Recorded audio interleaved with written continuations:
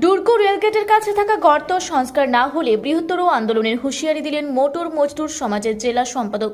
উল্লেখ্য, রাঁচি পুরুলিয়া রাজ্য সড়কের ওপর ঝালদা 2 নম্বর ব্লকের অন্তর্গত দুর্গ রেলগেট।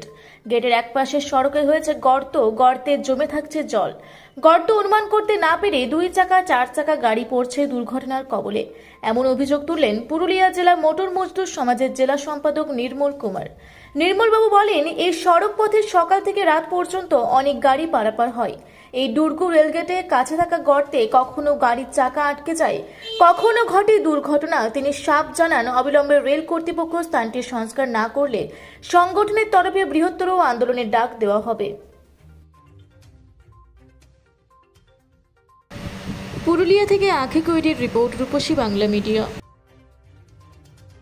পুরুলিয়ায় পাত্রপাত্রী যোগাযোগের একমাত্র বিশ্বস্ত প্রতিষ্ঠান বিবাহ পরিচয়। আপনার মনের মতো জীবনসঙ্গী খুঁজতে আপনার পাশে রয়েছে বিবাহ পরিচয়।